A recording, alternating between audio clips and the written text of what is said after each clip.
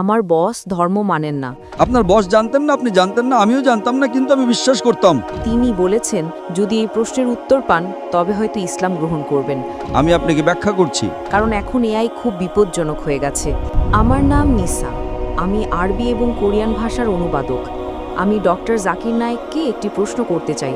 আমার বস ধর্ম মানেন না, কিন্তু তিনি কিছু প্রশ্নগুলো আমাকে করেছেন।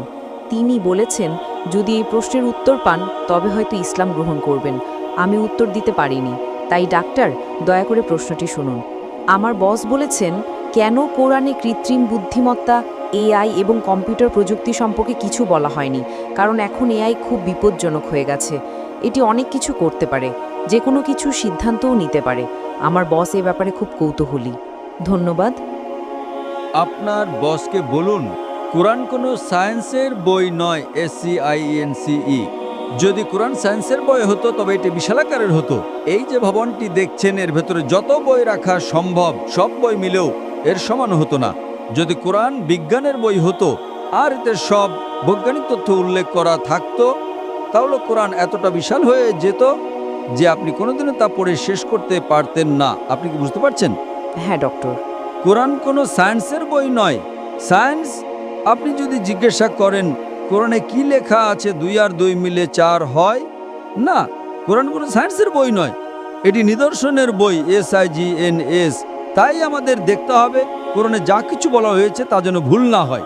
যদি আপনি মনে করেন যে কোরআনের সব কিছুই উল্লেখ থাকা উচিত, তাহলে ভাবুন তো বিজ্ঞানে কত হাজার হাজার PhD আছে, doctor, engineer, heart specialist, brain specialist. এই সব কিছু যদি কোরআনে লেখা হতো আর আপনি তা পড়া শুরু করতেন, তাহলে আপনার পুরো জীবনেও তা শেষ করতে পারতেন না।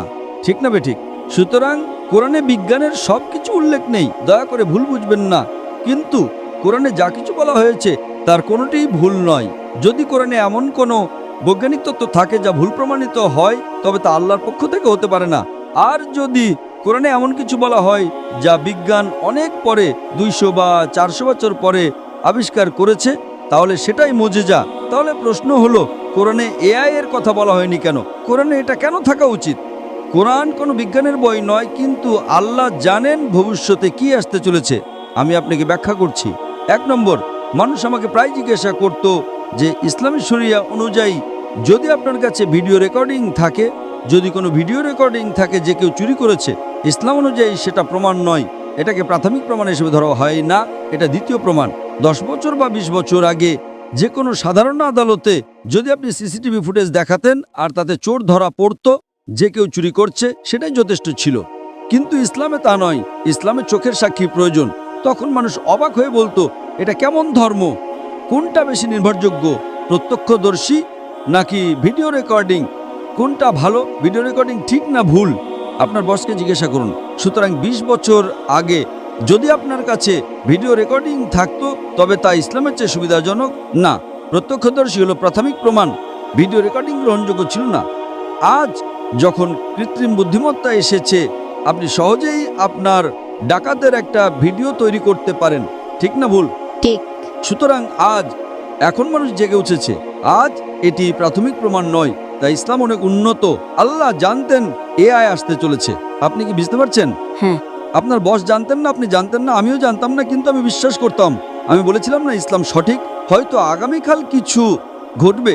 আমি AI সম্পর্কে জানতাম না, কিন্তু 15 বছর আগে আমার উত্তর ছিল শরিয়া সঠিক।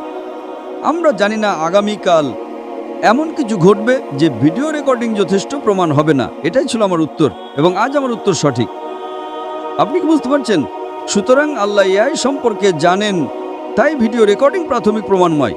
আপনি কি বুঝতে পারছেন? হ্যাঁ। কিন্তু প্রত্যক্ষদর্শী হলো প্রাথমিক প্রমাণ। সুতরাং আল্লাহ AI সম্পর্কে জানেন। যদি তিনি সবকিছু লিখতে শুরু করেন, আপনি ছোট কোরআনই পড়েননি, আপনি চিকিৎসা, ভ্রণতত্ত্ব, সবকিছু সম্পর্কে কি পড়বেন? না, এটি একটি টেলিগ্রাফিক মেসেজ। সুতরাং এটি ঈশ্বরের পক্ষ থেকে নয়, তা প্রমাণ করার জন্য আপনাকে ভুল খুঁজে বের করতে হবে। কিন্তু এটি ঈশ্বরের পক্ষ থেকে, তা প্রমাণ করার জন্য আপনাকে এমন জিনিসের কথা বলতে হবে যা মানুষ জানতো না। আপনি কি বুঝতে পারছেন? একেই বলে অলৌকিকতা, কিন্তু এখানে সবকিছু উল্লেখ করা হয়নি। আশা করি এটি উত্তরটি পেয়েছেন। আপনাকে অনেক ধন্যবাদ ডক্টর।